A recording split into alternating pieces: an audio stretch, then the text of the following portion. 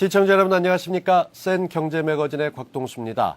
올 하반기 부동산 시장을 뜨겁게 달궜던 보금자리 주택 시범 청약이 완료됐습니다. 며칠 전에 당첨자도 발표가 됐는데요.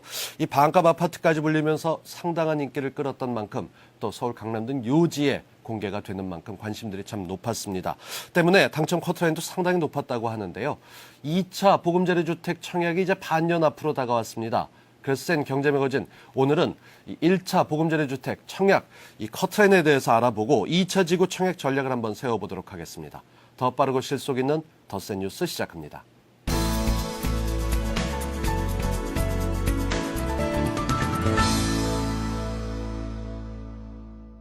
네, 올 하반기 처음으로 시작된 보금자리 주택 1차 청약이 마무리됐습니다. 이 커트라인에 대해서 자세히 알아보고 2차 청약 전략까지 알아보도록 하겠습니다. 서울경제신문 부동산부의 윤홍우 기자입니다. 어서 오십시오. 안녕하세요. 네, 이 세곡, 우면, 미사, 원흥 이 관심을 가졌던 1차 보금자리 주택 시범 지구 청약이 완료가 됐는데 이 보금자리 주택은 청약저축 가입자만 가능한 거 아니겠습니까? 커트라인이 상당히 높았다고요?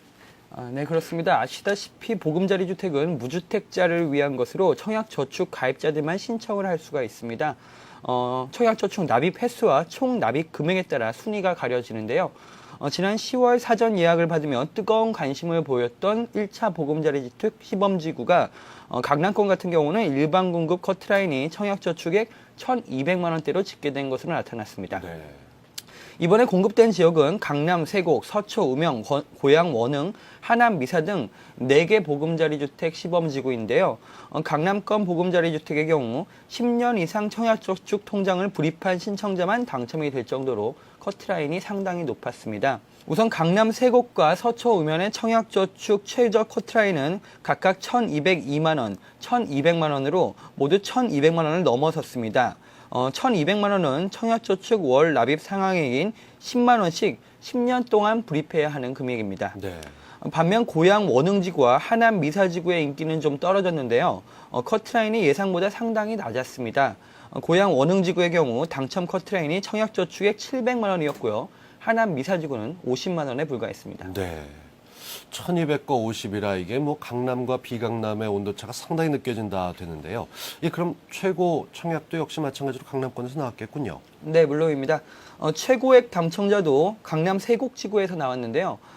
강남 세곡지구 전용 84제곱미터 신청자로 납입액이 3,217만 원에 달했습니다. 상당하네요. 예, 어떤 할머니라고 하시는데요. 네. 이 금액은 청약저축을 매월 한도액인 10만 원씩 납입했다고 가정했을 때 무려 26년 10개월 동안 납입한 금액입니다. 네. 지난 2006년 3월에 서왕리에 분양된 성남 판교 신도시 최고 납입액이 2,720만 원이었는데요. 이것보다도 497만 원이나 높습니다. 반면 하남 미사지구는 당첨 커트라인이 50만 원에 불과했는데요. 아무래도 하남 미사지구는 이번 4개 시범지구 가운데 가장 물량이 많다 보니까 상대적으로 인기가 좀 떨어진 것으로 보입니다. 네. 26년 7년간 투자를 하셨다가 이제 내 집 마련하신 그분도 행복하시겠지만 이렇게 강남권의 쏠림 현상 말고 이번에 나타난 특징이 또 어떤 게 있을까요? 네, 이번 보금자리 주택 시범지구 당첨자 현황을 분석해보면 강남권 쏠림 현상, 즉 지역별 쏠림 현상 외에도 주택형별 쏠림 현상이 매우 심했던 것으로 나타났습니다. 같은 지구 안에서도 가장 대형인 전용 84제곱미터의 청약저축의 커트라인이 가장 높았고 74제곱미터의 커트라인은 가장 낮았습니다. 이른바 중간에 낀 평형의 인기가 떨어졌는데요. 네. 참고로 이번 보금자리 주택 사전 예약에서는 전용 84제곱미터, 전용 74제곱미터, 전용 59제곱미터가 대부분 공급됐고요. 하남 미사지구에서만 전용 51제곱미터가 추가로 공급이 됐습니다. 각 지구별 당첨자 현황을 다시 분석해보면 강남 세곡은 전용 84제곱미터 커트라인이 무려 1,754만 원이었는데 전용 74제곱미터의 커트라인은 1,202만 원으로 두 주택형 사이에 커트라인이 500만 원이나 차이가 났습니다. 네. 서초 우면지구 역시 전용 84제곱미터는 1,556만 원, 전용 74제곱미터는 1,200만 원으로 주택형별 차이가 컸습니다. 전용 84제곱미터는 일단 이번 보금자리 주택 공급 과정에서는 가장 주택이 컸던 만큼 자녀가 있는 수요자가 인기가 높았고요. 예. 전용 59제곱미터에는 자금 여력이 부족한 수요자들이 대거 몰린 것으로 해석됩니다. 하지만 약간 애매한 주택형인 전용 74제곱미터는 이에 따라 상대적으로 좀 인기가 떨어진 것이 아니른가 이렇게 분석되고 있습니다. 네, 이런 1차 결과를 바탕으로 2차도 전략을 잘 세우셔야 될 것 같은데 이제 6개월 앞으로 다가온 2차, 이 6곳이 동시에 사전 예약이 시작이 되죠? 네, 그렇습니다. 2차 보금자리 지구는 총 6곳입니다. 물량은 1차 때와 비슷합니다. 강남권에서는 서울 4곡, 서울 3곡 2지구, 서남권에서는 부천 옥길, 시흥 은계지구, 동부권에서는 구리 갈매, 남양주 진건 등에서 보금자리 주택이 대거 공급될 예정입니다. 주요 지역을 한번 보면 세곡 2지구와 4곡 지구는 강남 생활권인데다 서울 도심권과의 거리가 불과 15km 정도밖에 떨어져 있지 않기 때문에 입지가 상당히 뛰어납니다. 네. 경기 지역 중에서는 서울 도심권에서 가장 가까운 것이 구리 갈매지구인데요. 역시 15km 정도만 떨어져 있습니다. 그렇군요. 구리 갈매지구에서는 전체 9천 가구 중 6천여 가구가 보금자리 주택으로 공급될 예정입니다. 구리 갈매지구는 최근 분양이 잘 되고 있는 남양주 별내지구와 가깝고 강남 접근성도 좋은 편입니다. 이 밖에 서울 외곽순환도로, 경춘선 복선전철 등 교통 효건이 좋아서 비강남 공급물량 중에서는 가장 인기가 높을 것으로 예상됩니다. 네. 그 다음에 서울 도심에서 17km 정도 떨어진 남양주 진건지구인데요. 역시 별내지구와 상당히 가깝습니다. 다만 보금자리 주택 공급 물량이 1만 1000가구로 2차 공급지 중에서 가장 많다는 게 어떤 청약 시장의 인기도나 이런 면에서 좀 문제가 있을 수 있지 않나 이런 분석도 나오고 있습니다. 네, 뭐 하남 미사 같은 경우도 이 청약이 워낙 물량이 많다 보니까 50만대로 떨어졌다라고 하지만 1차와 비교할 때 2차는 커트라인이 어떻게 될 것 같습니까? 네, 앞으로 서울 강남 및 서울 근교에서 꾸준히 공급될 보금자리 주택은 이번 시범지구 커트라인보다 좀 경쟁률이 좀 높아지지 않겠느냐 이런 예상이 나오고 있습니다. 일단 강남권 보금자리 주택의 경우 이번에 커트라인이 1,200만 원 수준이었는데요. 앞으로는 1,300만 원에서 1,400만 원 이상은 돼야 할 것이라는 분석이 나옵니다. 네. 이유를 보면 정부가 내년부터 수도권 거주자에게도 서울 물량의 청약 기회를 주기로 법 개정을 추진하고 있습니다. 지금까지는 서울 물량은 서울 사람들만 청약을 할 수 그렇죠. 있었는데 예. 앞으로는 경기도 사람들도 서울 물량에 청약을 할 수 있게 되는 겁니다. 이렇게 되면 강남 물량의 희소성이 있기 때문에 그 경쟁은 더 치열해질 것으로 예상됩니다.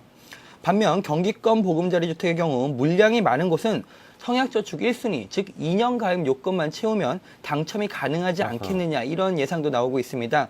하남 미사지구의 경우 이번에 1순위 조건은 채웠지만 납입액이 불과 50만 원에 불과한 신청자도 당첨이 됐기 때문입니다. 네, 그렇습니다. 이게 커트라인을 잘 보셔야 될 거고 경쟁률에 따라서 이게 지역에 따라서 평형에 따라서 편차가 워낙 크기 때문에 참고를 하셔야겠습니다. 그렇다면 확실한 청약 전략을 세워야겠군요. 네, 그렇습니다. 2차 지구로 지정된 4곡 지구와 3곡 2지구의 경우 1차 시범지구인 3곡과 우면지구에 비해 입지적으로는 더 낮다는 평가도 나오고 있습니다. 네. 청약저축액이 1,200만 원 이하라면 아예 도전하지 않으시는 게 차라리 나을 것 같고요. 예. 2차 지구 가운데는 입지가 좋은 편인 구리 갈매와 남양주 진건 등은 이번 1차 시범지구에서 고양 원흥지구와 비슷한 수준의 커트라인이 형성되지 않겠느냐 이런 전망이 나옵니다. 대략 700만 원에서 800만 원대 수준입니다. 반면 부천 옥길, 시흥 은계지구는 이보다는 입지가 조금 떨어지기 때문에 대략 한 500만 원 정도 수준에서 커트라인이 형성되지 않겠냐 이런 예상이 나오고 있습니다. 네. 청약자들은 일단 과감하게 선택을 하시든 아니면 안정적인 선택을 하시든 확실한 전략을 세워야 할 것으로 보입니다. 1,200만 원 정도 커트라인에 걸리는 수요자들이 굳이 강남권을 노린다면 2차 지구 외에도 내년 4월에 위례 신도시 물량이 대기하고 있습니다. 조금 기다리셔도 될 것 같고요. 예. 500만 원 수준의 청약 저축액이라면 경기권 보금자리 주택 가운데 물량이 많은 것에 도전해서 안정적으로 당첨을 받는 것도 좋은 전략이 될 수 있을 것 같습니다. 그렇습니다. 이게 사실 가이드라인이 없던 1차 때만 하더라도 당첨에 대한 기대감을 가질 수 있었습니다만 그런 만큼 1차에 떨어지시면 안타까워하시는 분들도 계실 것 같습니다. 6개월 후로 내년 봄에 또다시 2차 보금자리 주택 청약이 있을 때 뭔가 전략을 세우신다면 지금부터 꼼꼼하게 커트라인 살펴보시면서 참고하시고 준비하시기 바랍니다. 서울경제신문 부동산부의 윤홍우 기자와 함께했습니다. 고맙습니다. 감사합니다.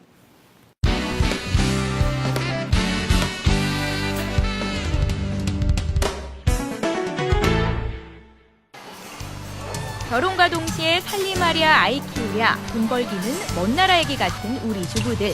배워서 하고 싶은 생각은 있어요. 부업을 하고는 싶은데 아이들 문제도 있고 그다음에 나이도 있으니까 취업이라는 게 어렵더라고요. 제 마음 한구석에서는 일을 하고 싶은 마음이 있죠. 시간이 없어요. 하지만 집안일밖에 모르던 주부들이 달라졌다. 주부 부업 백서. 후회하진 않으실 것 같습니다. 뿌듯하죠. 살림하는 주부로서는 딱이에요. 주부 구단의 돈 버는 재미. 지금부터 공개합니다. 첫 번째로 찾아간 부업의 여왕. 그런데 일을 한다기보다는 여느 주부와 별반 다르지 않은 모습인데 이제 시간이 됐거든요. 이제 아시게 될 거예요. 시간 맞춰 누군가의 방문이 이어지고 어서와. 그래, 어서와. 갑자기 우르르 등장하는 꼬마 손님들.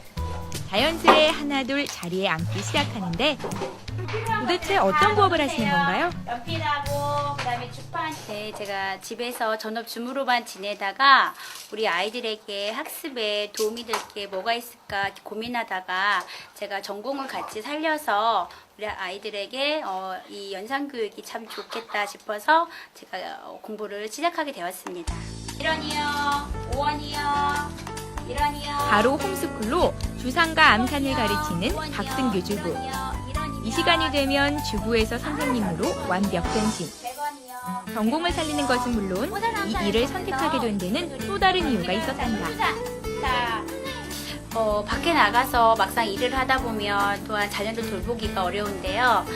저희 딸을 지금 집에서 혼자 두기가 제가 마음이 많이 아팠는데 집에서 제가 살림도 하면서 저희 딸도 같이 공부도 도움을 줄 수 있어서 참 보람이 있는 일인 것 같습니다. 일하는 주부들의 가장 큰 걱정거리는 바로 아이. 그런데 홈스쿨로 가계의 부담도 덜고 사교육비 걱정도 줄어드니 이만한 부업이 또 있으랴. 자, 다 같이 시작! 88원입니다. 엄마랑 함께 집에 있으면 실력도 늘고 머리에 쏙쏙 잘 들어오고 멀리 있는 학원을 가면 시간이 너무 오래 걸리니까 집에서 공부하는 게 더 좋아요. 어려운 문제가 있을 때 언제든지 엄마한테 물어볼 수 있고 실력이 잘 늘어가지고 부러워요. 네, 울어요. 엄마가 자기 공부도 그렇게 가르쳐주고 우리 엄마도 그렇게 해줬으면 좋겠어요. 안에서 일하니 살림 걱정 필요 없고 아이에게는 가장 좋은 친구이자 선생님이 되는 홈스쿨 부업. 그래. 진우도. 주말 잘 보내. 네, 저도 처음에는 많은 고민이 있었지만 막상 일을 하고 시작을 하다가 보면 자신감도 생기고 그리고 아이들과의 관계 속에서도 엄마가 선생님이란 그런 자부심이 많이 생기기 때문에 여러분들도 한번 도전하시면 크게 후회하진 않으실 것 같습니다. 이어서 두 번째로 소개할 부업. 김복실 주부는 오늘처럼 예약 손님을 맞은 날이면 평소보다 하루를 일찍 시작한다는데 남편이랑 애들이랑 출근시켜놓고요. 청소 다 해놓고 부업하러 가는 거예요. 오늘은 인천까지 직접 방문. 과연 어떤 부업이 기다리고 있을까? 도착하자마자 숨 돌리기 무섭게 집안을 헤치고 들어가는데 목표물은 바로 냉장고. 이분이 우리 집 냉장고 해결사예요. 이 큰 냉장고를 당장 분해라도 하실 듯 온갖 장비들을 대동하는데 대체 어떤 일을 하시는 거예요? 제가 냉장고 청소를 부업을 하는데요. 고객님들이 부르시면 어디든지 달려가고 있습니다. 바로 출장 청소 도우미로 변신하는 김복실 주부. 웬만한 살림꾼도 힘들어한다는 게 바로 냉장고 청소. 하지만 세균 번식이 쉽기 때문에 그만큼 청결이 중요하단다. 깨끗이 쓴다고 썼는데 너무 창피해요, 지금 보니까. 애기 키우냐고 청소를 많이 못해갖고 너무 지저분한 것 같아요. 베테랑 솜씨답게 순식간에 해체에 분리된 냉장고. 벌써 3년째 이 일을 해오고 있다는데 집에서 있으면서 뭐를 좀 해야 되겠다는 생각을 하고 있었는데요. 냉장고 청소하는 게 나오더라고요. 그래서 저게 딱 내 것이다. 좀 성격이 좀 깔끔한 편이라서 그래서 하고 나면 깨끗하고 주부님도 좋아하시고 돈도 벌고 또 뭐 나름대로 힘은 들어도 할만해요.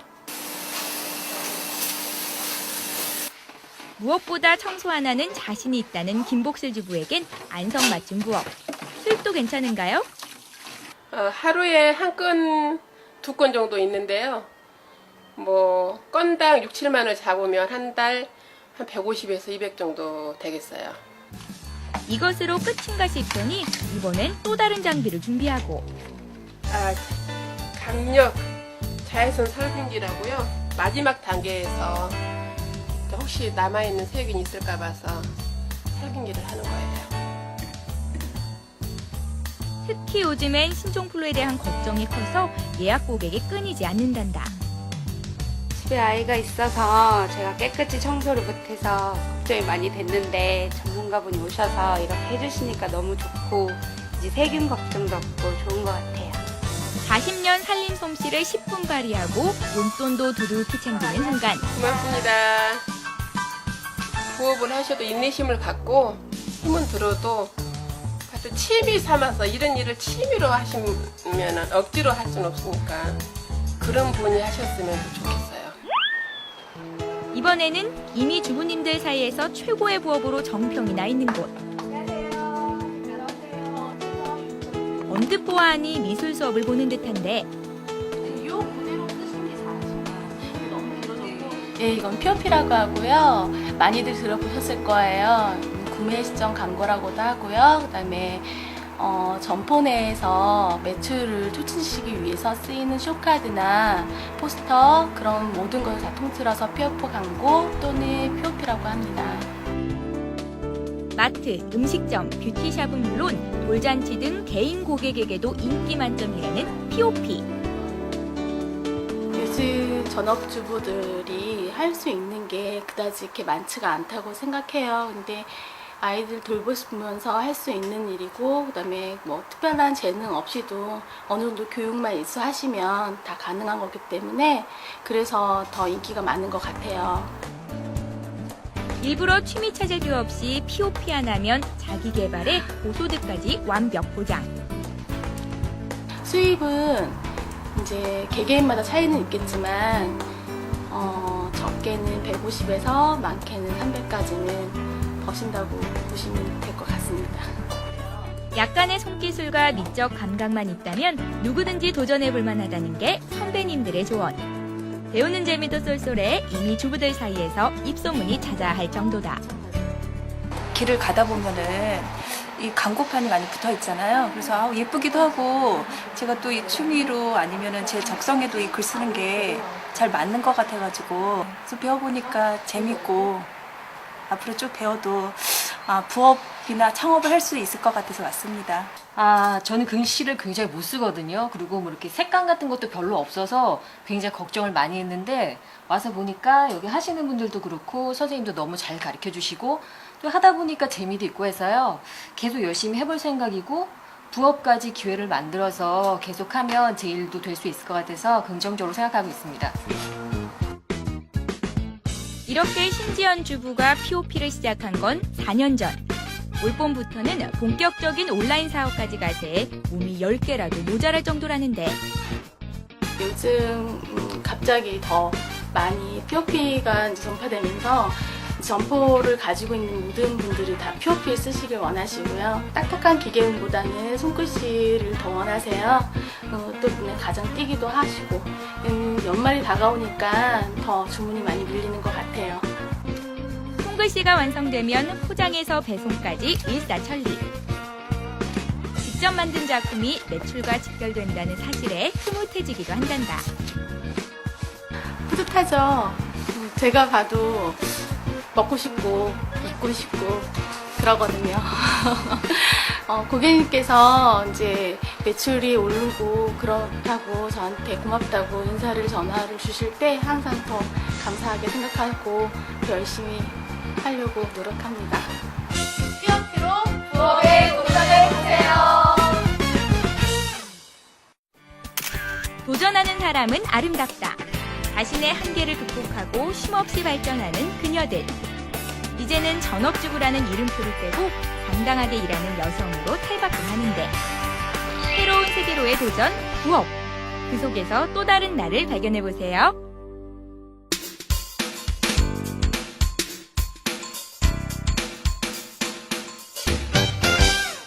네, 전문가와 함께하는 잘 벌고 잘 사는 법 시간입니다. 청약 통장 없이 적은 초기 자본으로 내 집을 마련하는 방법에 대해서 저희가 알아보고 있습니다. 이 2009 하반기 재개발 뉴타운 투자 노하우 어느새 벌써 세 번째 시간인데요. 오늘은 서울 내에서 투자할 수 있는 포인트와 요령에 대해서 구체적으로 알아보도록 하겠습니다. 리얼PS의 박병천 대표 모십니다. 어서 오십시오. 네, 안녕하세요. 안녕하세요. 오늘 이 어느 지역인지 투자 유망 포인트 세 네네. 곳을 찝어주신다고 했는데 그 전에 일단 네. 재개발 뉴타운 투자에 있어서 꼭 짚어줘야 될 핵심 포인트가 있다면 이거부터 좀 정리해 주십시오. 네, 우리가 혼동하지 말아야 될 부분 중에 하나가 유망 지역과 유명 지역은 다른 의미입니다. 아하. 근데 대부분의 분들이 이제 유명 지역에 투자하시면서 나는 유망 지역에 투자했어 라고 생각을 하시는데요. 네. 물론 이제 서울시에서 많은 개발 정보들이 서로 공유되면서 우리가 이제 유명 지역이 많이 남게 되고 유망 지역이 많이 사라지는 건 사실입니다. 하지만은 보다 많은 그 유명 지역들 속에서 좀 더 유망한 지역들 찾아낼 수 있는 그런 해안이 저희 시대에 요구되는 시점이 아닌가 싶습니다. 네, 유명은 이미 명성을 얻고 있는 것이고 유망한 곳은 발전 가능성이나 성장 가능성이 높은 지역이다. 한 글자 차이긴 한데 네네. 상당한 의미가 차이가 있군요. 그렇다면 오늘 추천해 주실 서울시 유망 투자처는 어디입니까? 네, 오늘 제가 여러분들께 말씀을 드릴 서울시 유망 지역은 크게 세 가지 테마로 구분할 수 있겠습니다. 네. 보시면은요, 첫 번째로 도심부, 두 번째가 한강변, 세 번째가 강남권인데요. 네. 자, 도심부와 한강변과 강남권 이렇게 세 가지 테마로 구분지을 수 있겠습니다. 네.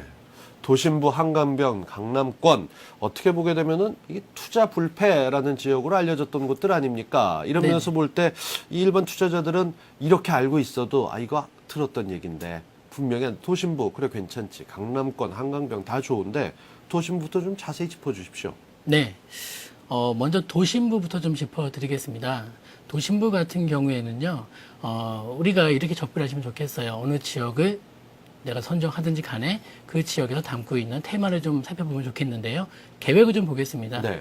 일단은 도심부를 이제 4대 축으로 나눠서 개발하겠다는 서울시가 발표했던 도심 재창조 프로젝트, 그리고 낡은 동대문 운동장을 철거하고 새롭게 조성되는 동대문 디자인 파크, DDP죠. 네. 그리고 올 초에 발표했던 남산 르네상스 등 이 서울시가 야심차게 준비하는 여러 가지 개발 사업들이 이 도심부에 편중되어 있기 때문에 제가 이제 도심부를 여러분들께 오늘 소개를 한번 해드리겠습니다.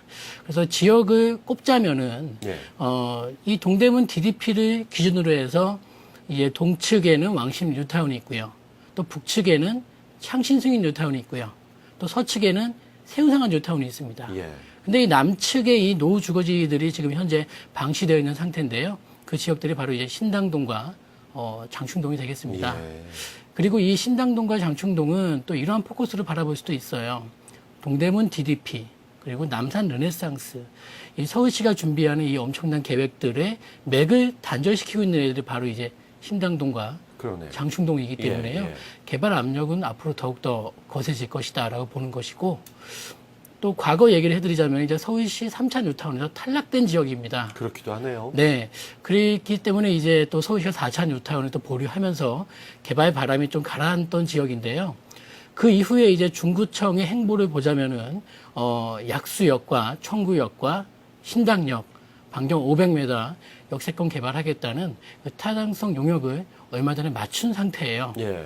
그렇게 세부적인 계획이 이제 조만간 나올 시점이 됐고요. 그렇기 때문에 더욱더 현재 매수 타이밍으로서는 나쁘지 않다라고 네. 보여집니다. 여기는 보니까 사실 뭐 2, 3, 4, 5, 6선들 모여있고 지하철 바글바글 하면서 왜 개발이 이렇게 안 되고 있을까?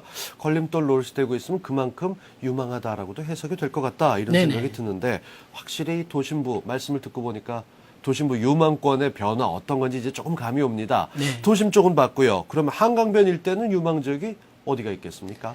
네, 사실 지금 현재 우리 한강 르네상스 계획이 올 초에 발표하면서 대부분의 한강변 투자 지역들이 유망 지역에서 현재 유명 지역으로 바뀐 상태입니다. 그렇죠. 예. 그래서 더욱더 우리가 한강변 투자하고자 하시는 분들이 주의를 하셔야 되는데요. 지금 현재 시점으로 제가 여러분들께 한강변 일대에 유망 지역으로 오늘 선정해 드린 곳은 망원 A동이 되겠습니다. 아, 이쪽에 사실 상대적으로 좀 낙후돼 있죠. 네, 지도를 보시는 예. 바대로 망원 1동 지도를 보시면은요, 이제 한강변과 접해 있고, 또 망원역, 그다음에 뭐 합정균촉 지구랑 근접해 있는데요. 자, 이 망원 1동 같은 경우에는 제가, 여러분들 추천해 드린 이유는 고층으로 개발되기 때문이 아닌 타운하우스라는 개념으로 지금 기획 단계가 들어간 상태이기 때문에 그래요. 예. 왜냐면은 대부분의 지금 한강변 노후 주거지 개발이 고층 고밀 개발로 지금 기획이 되어 있는데요. 현재로서는 우리가 고층 아파트에 열광하는 시점은 맞습니다. 하지만은 이 한강 르네상스에 있는 노후 주거지들이 본격화되는 7년에서 8년 후를 보았을 때는 보다 자연 친화적이고 보다 인간 중심적인 네. 이렇게 살기 편한 지역을 선호할 확률이 굉장히 높다라고 보는 그렇죠. 것이거든요. 예. 그래서 하나뿐인 한강에서 단 하나의 타운하우스 주거지인 망원 1동이 장기적인 접근으로서는 오히려 고층으로 개발되는 다른 지역들보다는 훨씬 좋지 않겠냐. 네. 그리고 지분 시세도 여타 지역보다는 저렴하기 때문에요. 현재 장기적으로 접근하신다면 망원 1동도 여러분들이 검토해 보시는 게 나쁘지 않다라고 보여집니다. 네, 한강변 조망을 위해서 굉장히 높은 고층 아파트, 사실 연로하신 실버 세대가 늘어난다 하게 되면 타운하우스 같은 게 들어선다. 당연히 주목해 볼 만한 그런 이슈거리가 네네. 아닌가 싶은 생각이 듭니다. 자, 사실 강남권이라고 얘기를 들었을 때 강남은 모두 다 괜찮은 유망 지역이자 유명 지역 아닌가 이런 생각 들었는데 네네. 어떻습니까?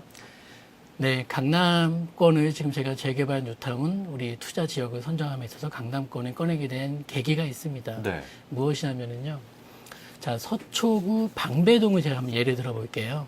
2006년도에 이제 서울시가 정비 기본 계획 단독 재건축을 발표하면서 방배동에 있는 그 아파트가 아닌 노후 주거지들이요. 무려 9곳이 단독 재건축 구역으로 지정이 됐었어요. 예. 그러면서 그 한 달 사이에 이 빌라들의 그 지분 시세가 한 달 만에 30에서 40% 정도 급반등을 했었습니다. 그렇죠. 예. 그리고 나서 방배동은 더 이상 투자의 지역이 못 된다. 왜? 비싸기 때문에. 그리고 포기하신 분들이 많았는데요. 자, 우리 그 사고의 전환이 이 시점에서 필요하지 않나 싶습니다. 재개발 뉴타운 하시면 대부분의 분들이 낡은 집을 떠올리시고요. 네. 또 낡은 집을 떠올리시면은 낡은 집은 강북에 많지. 재개발, 낡은 집, 강북 이런 순으로 이제 사고가 연상이 이어지는데요. 일종의 고정관념이겠죠. 네, 고정관념이고 이제 대부분 일반 투자자분들의 생각이시고요. 근데 낡은 집은요, 낡은 노후 주거지 이런 지역들은 강북에만 있는 것이 아닙니다. 이 강남권에도 있거든요. 그래서 강남권에 지금 이 빌라를 제가 추천해 드리고자 강남 테마를 한번 들고 나와 봤고요. 네. 아파트는 아니고요. 예, 강남권 빌라를 한번 소개해 드리고자 여러분께 선보이겠습니다. 예. 자, 지도를 보시면 이제 반포 1동인데요. 제가 이 반포 1동 여러분들께 추천해 드린 이유는 뭐냐면은 그동안 강남권에서 재건축으로 주택이 공급되는 방식은 아파트를 허물고 아파트를 짓는 그렇죠. 이런 아파트 재건축이었습니다. 하지만은 이제는 다른 변화가 강남에서 펼쳐진다. 서초구 방배동 사례 보더라도 우리가 알 수 있습니다. 똑같이 낡은 연립과 다가구가 밀집되어 있는 지역도 경과돼서 노후되면은 개발될 수 있다는 것이죠. 묶여서. 네. 1대1 재건축과 그리고 이러한 단독 재건축과는 사업성에서 거의 비교할 바가 아니거든요. 그래서 보다 더 강남권에서 이 빌라에 우리가 지금 주목할 시점이 맞다라고 보여집니다. 그래서 압구정 전략지구 한강 르네상스 배후에 있는 신사동, 양재동, 그리고 역삼동 좋은 지역들이 많지만은 그 중에서 현재 주목할 1등 투자처는 이 반포 1동이 아닌가. 네, 그렇게 보여지는데요. 자, 여러분들 지도를 잠시 보겠습니다. 경부고속도로를 이제 기준으로 해서 우리가 너무나도 유명한 아파트죠. 반포 자이를 마주 보고 있는 게 바로 반포 1동이고요. 이번에 9호선이 개통되면서 이제 신논현역이 또 개설됐고요. 네. 그리고 인근에 보시면 이제 3호 가든 그리고 한신 아파트 등 이제 대규모의 대단지 아파트들이 이제 재건축 아파트들이 포진되어 있는데요. 포인트는 이렇게 잡으시면 좋겠어요. 그 유명한 반포 자이 아파트보다도 이 노후 주거지 밀집 지역인 반포 1동의 입지가 교통, 교육, 생활 편의 모든 면에서 월등한 지역이다. 네. 그런 부분을 포인트 잡으셨으면 좋겠고요. 그러니까 강남에 내 집 마련이 꿈이다 하시는 분들은 돈을 모아서 아파트를 사야지 하시기보다는 이렇게 낡은 주택을 지금 현재로서 보유하고 계시면은 뭐 향후 5년, 10년 후에는 방배동처럼 그런 개발 계획이 잡힐 소지가 너무 역력하다라고 보여지는 것이고요. 마지막 포인트를 하나 또 짚어드리자면은 네. 서초구의 행보인데요. 예. 자, 서초구에서 수립하고 있는 여러 가지 계획들, 서초구 이제 그 구정 운영 4개년 계획, 그리고 서초구 발전 그 중장기 종합 계획, 그다음에 서초구 주요 업무 계획에서 계속적으로 이 반포이동에 대한 고효율 컴팩트 단지 조성 계획들이 수립되어진 상태입니다. 예. 그런 부분을 또 보았을 때는 우리가 또 이 반포이동에 대한 개발 압력이 앞으로 더욱더 가셔야되고 현실화되지 않겠냐라고 보여집니다. 정말 궁금한 걸 여쭤보겠습니다. 이 네. 재개발로 투자를 해서 내 집 마련을 하던 네네. 아니면 수익을 올리고 싶건 이 중간 정도 되는 금액 어느 정도는 투자 금액을 준비해야 이 세 군데 유망 지역에 참여할 수 있다. 이 기준선이 어느 정도쯤으로 보십니까? 네, 그 투자 금액에 따라서 여러분들이 또 지역을 마음에 드는 지역이라고 해서 뭐 여러분들 투자 자금이 또 활용되는 부분이 또 크기 때문에요. 그렇죠. 예. 지역 선정이 전에 자금 그 규모 파악이 더 우선시 되는 부분이 사실입니다. 그래서 보시면은 1억 초반이라면은 도심부를 좀 보셨으면 좋겠고요. 네. 그리고 1억에서 2억 사이 1억 중반 정도시라면은 한강변 일대나 강남권을 보시면 좋겠어요. 네. 그리고 지금 보시는 바대로 한강변 투자 금액과 강남권 이 빌라 투자 금액과 큰 차이가 없습니다. 예. 그래서 도심부와 한강변 같은 경우에는 가급적이면은 이제 전세를 좀 활용하시고요. 네. 강남권 투자는 전세보다는 월세를 좀 활용하셨으면 좋겠어요. 그래서 특이한 케이스게 강남권 같은 경우에는 월세 금액이 우리가 상식적으로 강북에서 이루어지는 월세보다 굉장히 월등히 높습니다. 그렇죠. 예. 그리고 지금 저금리 이 상태에서는 대부분의 분들이 또 전세에서 월세로 좀 전환하는 과정이거든요. 그렇죠. 예. 그러다 보니까 강남권은 월세로 포인트를 좀 맞추시고요. 대출과 그 월세로 포인트를 맞추시고요. 이 한강변과 도심부 같은 경우에는 대출 규모를 좀 줄이시되 전세로 좀 포인트 맞추시면은 1억과 그리고 2억 사이로 지금 이 세 가지 지역은 모두 다 투자가 가능하다라고 네. 보여집니다. 사실 이 유망 지역이라고 하게 됐을 때 뭐 남들이 있듯이 7, 8억씩 필요한 거 아니냐 이렇게 생각하실 분들 계시지만 말씀하신 1억대 해보니까 좀 도전할 자신감도 생기고 네네. 무엇보다 지금 말씀하신 월세나 이런 자금 같은 걸 융통하면 되겠다 싶긴 한데 네네. 1억대 도심에 들어간다. 네. 사실 좀 떨리기도 하고 무엇보다 네네. 그 집을 마련하는 거 아니겠습니까? 이 재개발 네. 투자를 한다고 할 때 걸릴 텐데 도심부 유의사항을 조금 더 짚어주시면 이 DDP를 둘러싸고 여러 가지 지역이라고 했지만 불안감도 좀 있지 않습니까? 네. 그 도심부에서는 그 지역이 굉장히 까다로운데요. 이렇게 정확히 짚으셔야 될 부분이 무엇이냐면은 동대문 운동장역과 신당역, 청구역, 약수역, 동대입구역 이 5개의 지하철 노선으로 둘러싸인 신당동과 장충동 일대를 말씀드린 것이고요. 이 제외 지역에서 빠진 이 지역에서 빠진 주변에 있는 뭐 다른 신당동이나 장충동은 일단 여러분들 포트에서 좀 빼셨으면 좋겠고요. 네. 철저하게 이 지역을 여러분들께서 좀 보셨으면 좋겠습니다. 그래서 다른 지역과 지금 현재 말씀드린 지역과 집은 시세가 크게 차이가 안 나요. 예. 하지만 앞으로의 행보는 많이 달라질 거다라고 보기 때문에 지역을 지금 이렇게 지하철역 5개로 둘러싸인 그 지역을 포커스 정확히 맞추시는 게 좋은 선택이 되지 않을까 싶습니다. 유망하지만 시간이 좀 더 걸려야 유망해질 지역과 그렇지 않을 지역을 보는 눈이 필요하다는 얘기였었고요. 네네. 그러면 한강변에서 합정 쪽 말씀하셨지만, 이 망원 쪽 말씀하셨지만, 네네. 이 균촉지구 옆에 있는 것을 마련한다. 이런 게 왠지 모르게 균형촉진지구 쪽이 더 낫지 않나? 그 근처를 더 찾아 헤매게 되는데 전체적인 큰 그림으로 볼 때는 어떻습니까? 네, 전체적인 큰 그림을 먼저 한번 보여드리고 말씀을 드릴게요. 망원 1동을 여러분들이 검토해 보신다면은 인근에 있는 그 합정 균형발전 촉진지구 그 시세를 꼭 체크하셔야 되는데요. 네. 현재 망원 1동의 시세보다는 합정 균형발전 촉진지구의 시세가 훨씬 더 비쌉니다. 그렇죠. 하지만은 망원 1동에서 지금 그 합정 촉진지구 시세를 따라가는 지역이 있어요. 첫 번째 지역이 그 바로 붙어 있는 그 망원시장 인근인 그렇죠. 지역이시고요. 두 번째는 이제 한강변을 바로 코앞에 두고 있는 망원 1동이에요.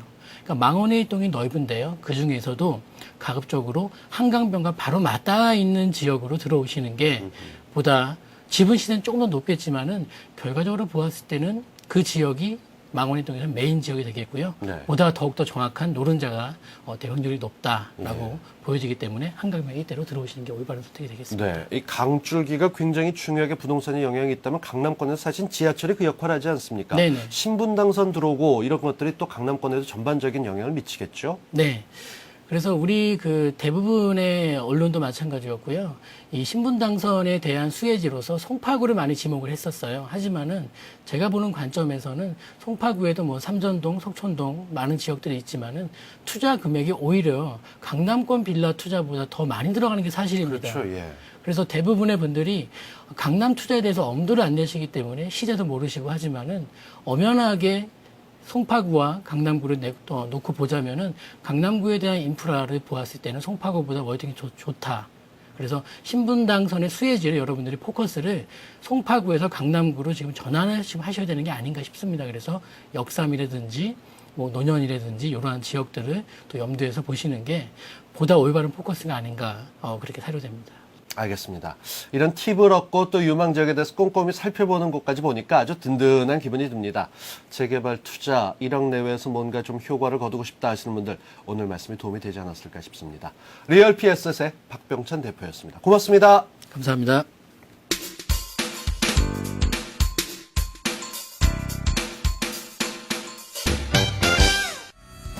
대한민국 국민이라면 남녀노소를 불문하고 좋아하는 외식 메뉴 삼겹살. 그 수많은 경쟁을 뚫고 아이디어 하나로 단연 돋보이는 기업이 있으니 삼겹살 업계의 성공신화 떡삼시대. 기존에 보아왔던 삼겹살 문화를 과감히 탈피.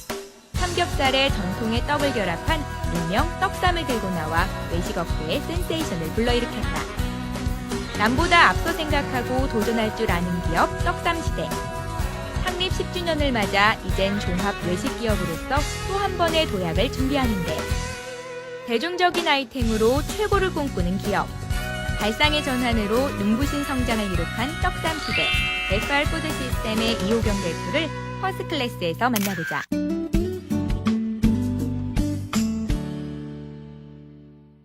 네, 삼겹살이라는 메뉴는 대한민국 남녀노소라면 다 좋아하는 그러한 대한민국 대표 메뉴라고 할 수 있습니다. 근데 그런 대표 메뉴가 워낙 경쟁이 심하기 때문에 새로운 어떤 그 블루오션의 어떤 그 새로운 아이템 이런 개발이 절실히 필요하다고 생각을 했고요. 그러던 중에 그 월남쌈, 라이스페이퍼, 그다음에 멕시칸 음식의 또르띠아, 그다음에 북경오리의 밀전병 이러한 부분들을 보고 우리 고유의 그 찰지고 맛있는 떡을 쌈으로 만들 수 있겠다라는 생각에서 떡쌈을 개발하게 됐습니다.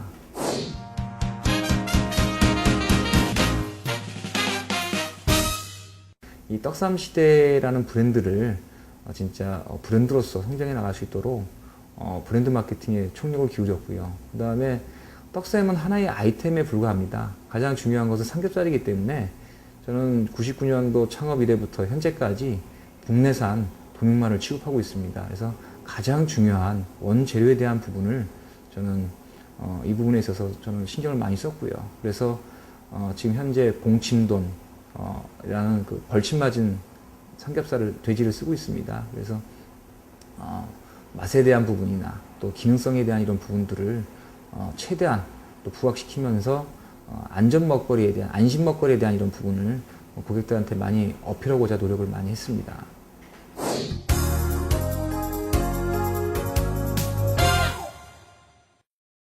초기 오픈했을 때에 대한 관리, 그래서 이제 베일 관리 작전이라고 저희가 표현을 하고 있는데 그 매장이 3개월 안에 정상 궤도로 올라갈 수 있도록 저희가 좀 심혈을 기울이고 있고 프랜차이즈의 가장 핵심은 물류 마케팅이라고 할 수 있습니다. 그래서 이번에 저희 본사에서 직물류를 통해서 보다 가맹점에 안전하고 그다음에 신속하게 저희가 물류를 갖다가 배송을 하는 것을 지금 진행하고 있고요.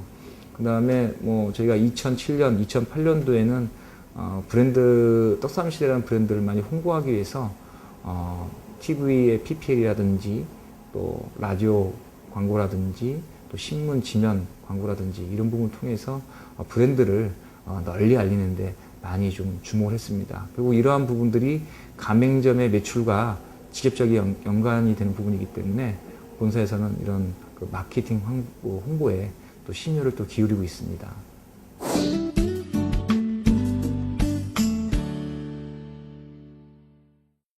예, 지금 현재 여러 가지 경기가 불황이기도 하고요. 또 창업자들이 이 창업 비용에 대한 어떤 리스크 이런 부분들을 상당히 염려를 많이 하고 계십니다. 그래서 떡삼 시대가 어떤 투자 금액이 좀 많이 들어가는 그런 아이템이라면 저희 이번에 새로 론칭한 국수와 덮밥 전문점인 다물 이런 브랜드를 론칭을 했습니다. 그래서 한 1억 정도 내외의 비용으로 창업을 할 수 있는 그런 브랜드를 개발을 했고요. 이러한 부분들은 두 부부 창업 이렇게 해서 효율적인 매장 운영 관리 이런 부분들이 창업자한테는 큰 매력이라고 좀 할 수 있고요. 그래서 적은 비용으로 투자를 하고 고수익을 올릴 수 있는 그런 아이템이라고 할 수 있습니다. 그래서 저는 2010년에는 다물 소규모 창업에 대한 이런 부분들이 많이 각광을 받지 않겠나라는 그런 전망을 갖고 있습니다. 지금 이제 이번 정부에서 한식의 세계화를 주창하고 있습니다. 물론 한식의 세계화 말로서만 될 수 있는 부분은 아니고요. 한식의 세계화를 끌고 나갈 수 있는 부분은 저는 프랜차이즈 산업만큼 좋은 부분이 없다고 생각을 합니다. 그래서 저희가 갖고 있는 한식, 이 외식에 대한 이런 부분을 좀 더 가꾸고 보완한다라면 세계 시장에 우리 한식을 진출시킴으로써 또 우리 그 고유의 어떤 음식 문화를 세계에 널리 좀 알리고자 하는 그런 나름대로 포부를 갖고 있습니다. 그래서 정부의 지원책과 또 저희의 어떤 메뉴 개발 이런 부분들을 통해서 세계에 진출하고자 하는 부분이 있고요. 그래서 아까 말씀드렸던 것처럼 떡삼 시대의 로에 대한 이런 부분도 세계 시장을 겨냥한 그런 초석을 깔기 위한 준비라고 볼 수 있겠습니다.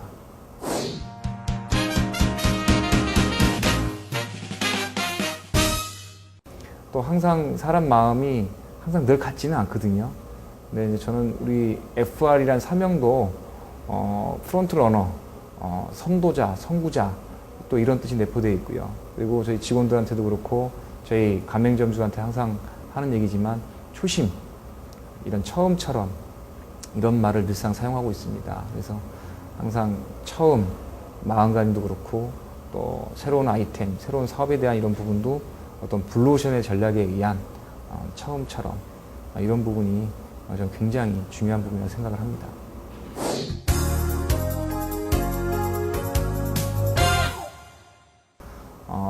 앞으로 세계 외식 시장의 글로벌 기업으로서 프랜차이즈 기업으로서 성장하는 것이 저의 간절한 소망이고 저의 꿈입니다. 그래서 앞으로 대한민국을 대표하는 또 세계 시장에 대표하는 그러한 외식 전문 프랜차이즈 기업으로 성장하겠습니다.